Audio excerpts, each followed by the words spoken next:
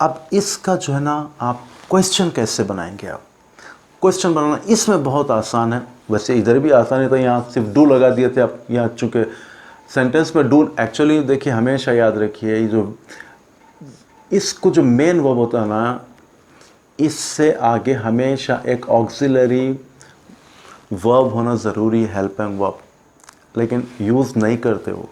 यहाँ पर डू जो है ना हिडन बोल लीजिए, अंडरस्टूड बोलिए, I do go, actually I do go है, लेकिन अब डू इतना यूज़ नहीं करते हैं, सिर्फ क्वेश्चन में यूज़ करते हैं या फिर नेगेटिव जब बनाते हैं तो यूज़ करते हैं, वरना डू इसमें है ओके, लेकिन यूज़ नहीं होता, छोड़ दीजिए इसको। चलिए, तो डू लगा। यहाँ पर कैसे क्वेश्चन करेंगे आप? क्वेश्चन करने का यहाँ का तरीका ये होगा कि इसको उठा लें आप और इन्वर्जन, इसको इन्वर्जन बोलते हैं ओके। तो पहले एक्चुअल सेंटेंस स्ट्रक्चर ये है, I am a teacher, noun and pronoun, verb, and फिर उधर थर्ड ऑप्शन। तो एम आप यूज़ करिए, am I a teacher okay, is he a teacher, are they okay, are they energetic, is she delighted, you are embarrassed, आप are यहाँ use करें, are you embarrassed, embarrassed means शर्मिंदा। आप कुछ भी यहाँ पे आप क्वेश्चन ये बन गया, अब इसका आंसर कैसे देंगे आप? Am I a teacher, answer है yes I am a teacher. Negative में आंसर कैसे देंगे आप? नेगेटिव में आंसर कैसे देंगे आप? Teacher, I don't a teacher, नहीं। डोंट क्या है? ये हेल्पिंग वर्ब है, हेल्पिंग वर्ब के बाद में मेन वर्ब आना ज़रूरी है।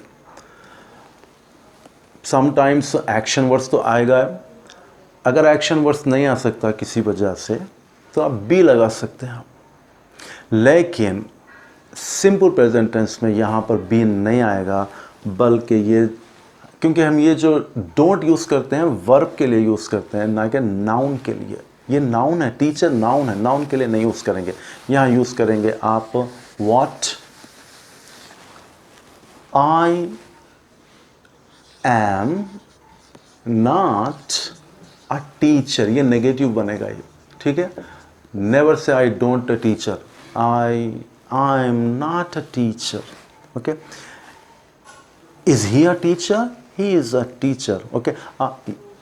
ही इज अल्फा मेल ओके। आप बोलना है कि no he is not stereotype, तो फिर क्या, कैसे बोलेंगे आप? ही इज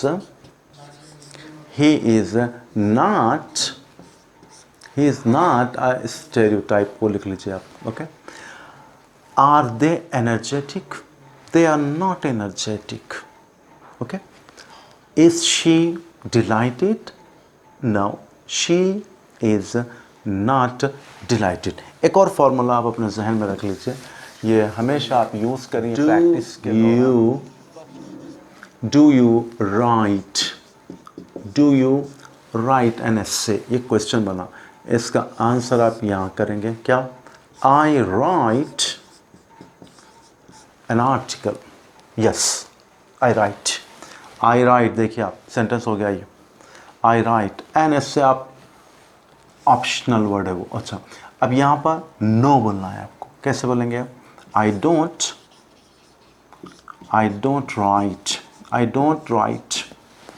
इस तरीके से आप वर्ड्स लीजिए, यहाँ पर राइट्स को हटाइए, play, sell okay. Do you sell fruits? I sell fruits, no I don't sell fruits, I sell cell phones. ये इस तरीके से, और ही शी इट जब आएगा तो उसको डस कर देंगे आप, does he right okay. Answer रहेगा ही राइट्स और ही डज नॉट राइट। इसकी प्रैक्टिस करना है आपको, ठीक है। अच्छा, अब ये जो स्टेट्यू या लिंकिंग, इसको आप जो भी नाम देना चाहें वर्ब को दे लें आप, हालत बताता है ये। किसकी हालत? सब्जेक्ट ऑफ द वर्ब की, यानी कि नाउन एंड प्रोनाउन की हालत। जैसे कि okay, are you optimistic about the situation? Are you optimistic? Are you optimistic? Okay, चलिए अब इसका आंसर आप कैसे देंगे? Yes, I am, see I write, यहाँ पर आई एम सेंटेंस हो गया ये, लेकिन इनकम्प्लीट प्रेडिकेशन है, इसके लिए आपको एक नाउन लाजमी है। Okay, I am optimistic about it, optimistic, okay. या आप बोलिए no, I am not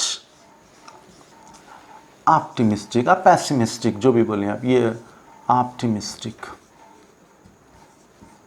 okay. या पैसिमिस्टिक मीन्स नेगेटिव माइंडेड, हर चीज़ को नेगेटिव में। ऑप्टिमिस्टिक पॉजिटिव माइंडेड, हर वक्त हर चीज़ के बारे में अच्छा सोचना, ओके। तो इस तरह से आपको प्रैक्टिस करना है। अब यहाँ पे आर हटाइए, इज रखिए, यहाँ ही रखिए, सेंटेंसेस बनाते जाइए आप।